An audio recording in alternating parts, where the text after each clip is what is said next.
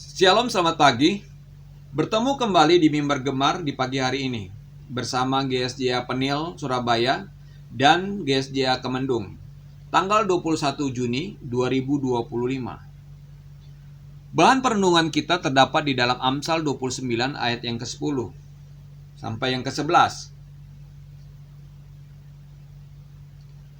Orang yang haus akan darah membenci orang saleh, tetapi orang yang jujur mencari keselamatannya. Orang bebal melampiaskan seluruh amarahnya, tetapi orang bijak akhirnya merendahkannya. Amsal 29 ayat 10-11 menyajikan gambaran kontras antara orang benar dan orang fasik, orang bijak dan orang bodoh. Ayat-ayat ini bukan sekedar hukum, tetapi sebuah cermin yang merefleksikan kondisi hati dan pikiran kita. Marilah kita merenungkan kedua ayat ini untuk melihat bagaimana kita dapat hidup lebih bijak dan benar di hadapan Tuhan. Di dalam Amsal 29 ayat yang ke-10, memahami hukuman.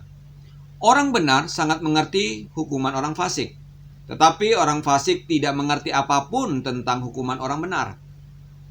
Ayat ini bukan berbicara tentang hukuman fisik semata, melainkan juga konsekuensi rohani dan moral dari setiap tindakan. Orang benar bukan karena merasa superior, melainkan karena memahami hukuman moral dan spiritual, mengerti bahwa setiap perbuatan memiliki akibat. Mereka melihat bagaimana ketidakbenaran membawa kerusakan dan penderitaan baik bagi pelaku maupun orang lain. Mereka memahami keadilan Tuhan yang pasti akan ditegakkan. Sebaliknya, orang fasik hidup dalam kebutaan. Mereka tidak melihat hubungan sebab akibat antara perbuatan dan konsekuensinya.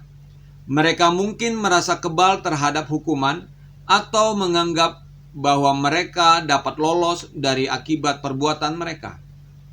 Kebutaan ini adalah bentuk hukuman tersendiri, karena mereka kehilangan kesempatan untuk bertobat dan memperbaiki diri.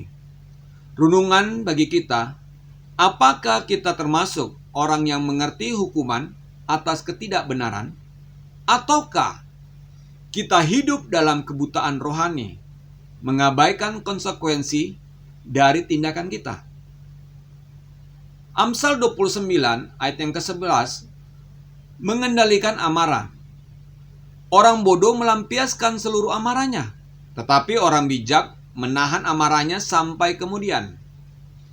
Amarah adalah emosi yang kuat dan dapat merusak.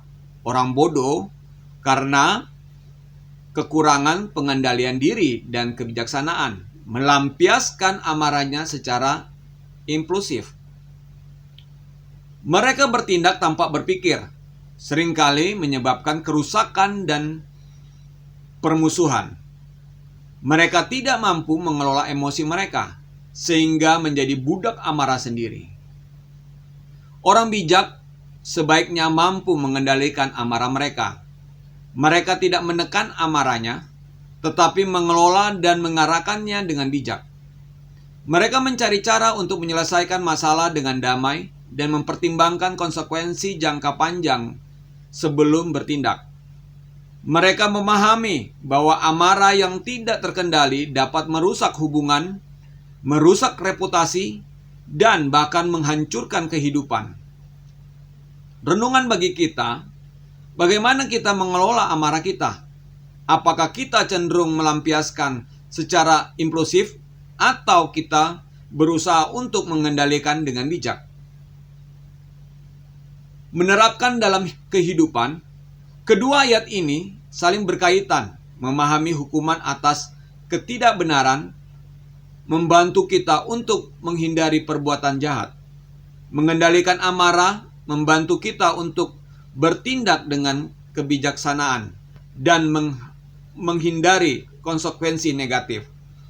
Untuk hidup lebih benar dan bijak, kita perlu yang pertama meminta hikmat daripada Tuhan. Yakobus 1 ayat yang kelima mengatakan, jika ada di antara kamu yang kekurangan hikmat, hendaklah ia meminta kepada Allah, yang memberikan kepada semua orang dengan murah hati dan tanpa dan tanpa membentak, maka hal itu akan diberikan kepadanya. Yang kedua, mempelajari firman Tuhan. Firman Tuhan adalah sumber hikmat dan kebijaksanaan. Dengan mempelajari, kita dapat memahami kehendak Tuhan dan hidup sesuai dengan kebenarannya. Yang ketiga, berlatih mengendalikan diri. Mengendalikan diri adalah buah Roh Kudus. Dengan meminta pertolongan Tuhan, kita dapat belajar untuk mengendalikan emosi dan tindakan kita. Kesimpulan dari Amsal 29 ayat 10 dan 11 mengajak kita untuk merenungkan kondisi hati dan pikiran kita.